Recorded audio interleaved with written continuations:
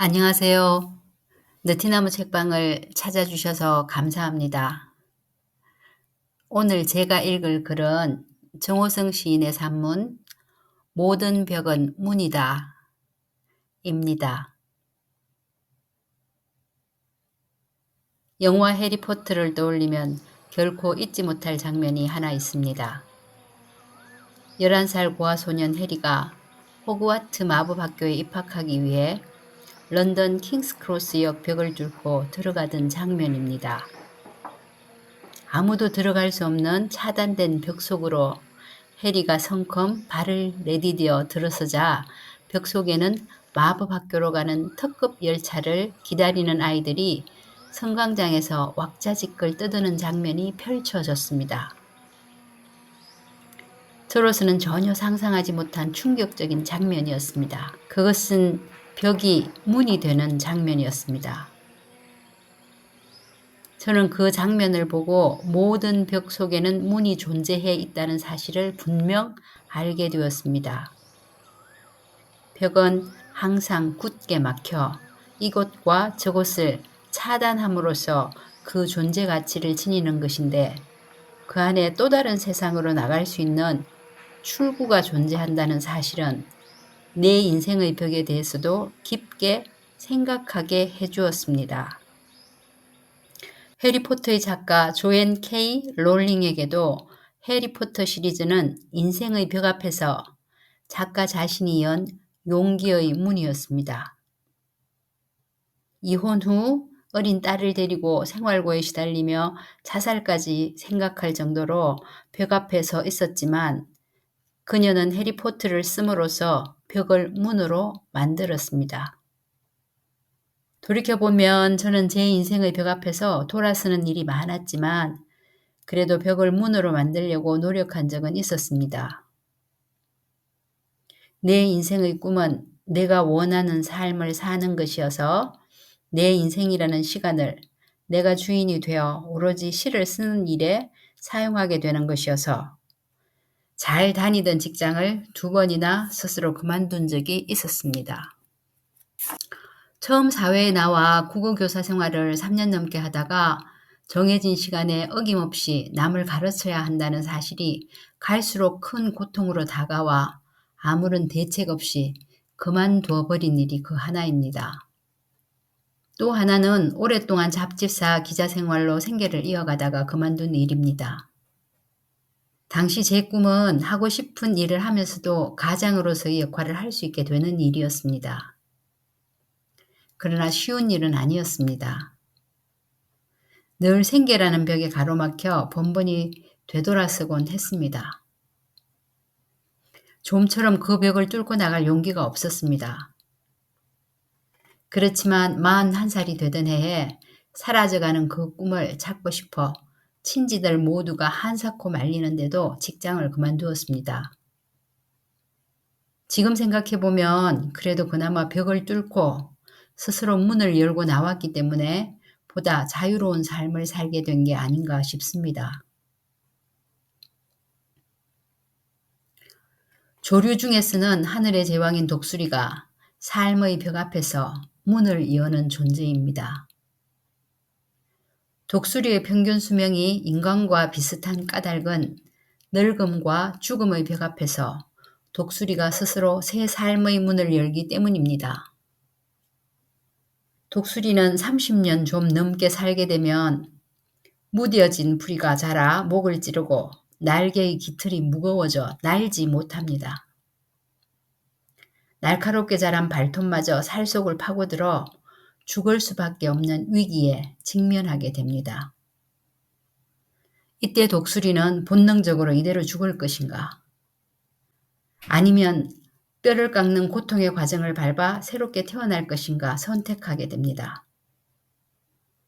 만일 새 삶을 선택하면 6개월 정도 먹는 것도 포기하고 그 과정을 견뎌내야 합니다. 높은 산정에 둥지를 틀고 암벽에 수도 없이 부리를 쳐 깨트리는 아픔의 시간을 보내고 다시 새 부리가 날 때까지 기다리는 인내의 시간을 보내야 합니다.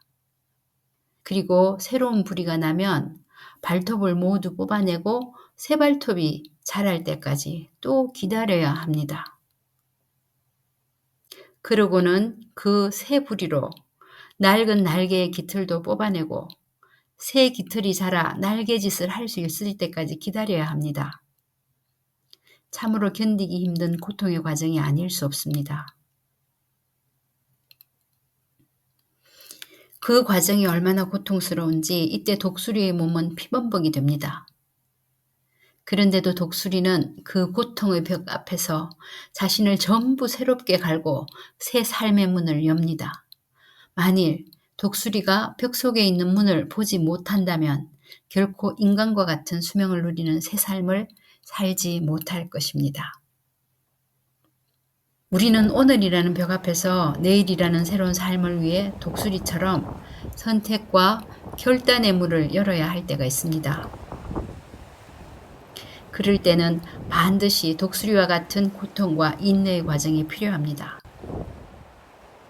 2007년에 말기암으로 6개월 시한부 삶을 살면서도 마지막 강연이라는 동영상을 통해 전 세계인들에게 희망과 사랑의 메시지를 던진 미국의 랜디 포시 교수는 인생의 벽에 대해 이렇게 말합니다.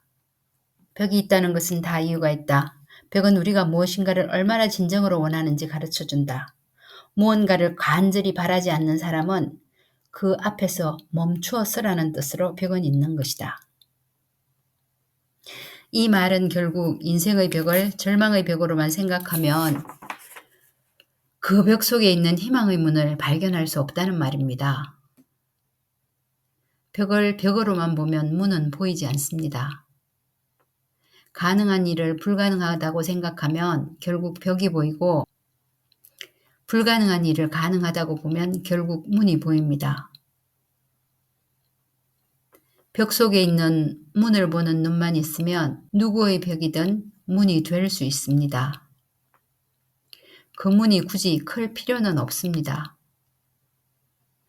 좁은 문이라도 열고 나가기만 하면 넓은 희망의 세상이 기다리고 있습니다. 그러나 마음속에 작은 문 하나 지니고 있어도 그 문을 굳게 닫고 벽으로 사용하면 이미 문이 아닙니다. 문 없는 벽은 없습니다.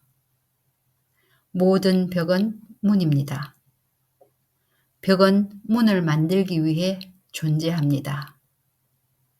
벽 없이 문은 존재할 수 없습니다.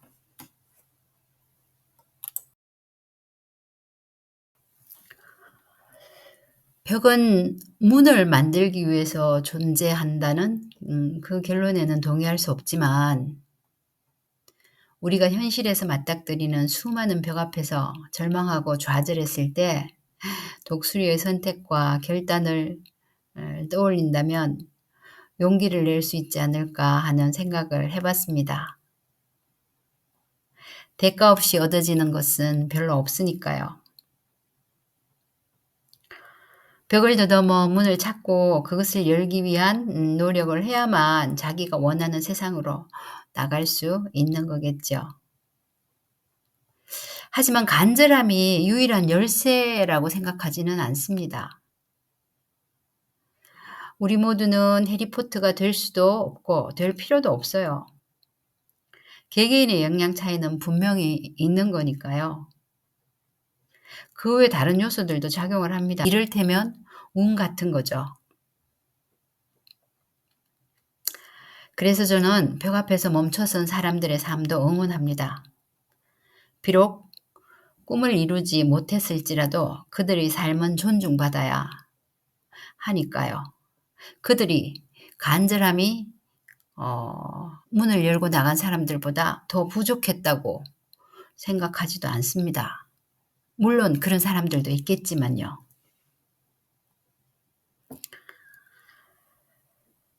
벽을 넘어가거나 문을 찾은 사람들은 새로운 지표가 될 겁니다. 뒤따라온 사람들이 그 문을 지나 또 다른 문을 열 테니까요. 그런 의미에서 저는 그들을 존경합니다. 지금 혹시 벽 앞에 서 계신가요? 어떤 선택을 하든 당신의 삶을 존중합니다. 가능하면 닫힌 문을 열고 나가서 원하는 바를 이루시기 바랍니다. 들어주셔서 감사합니다.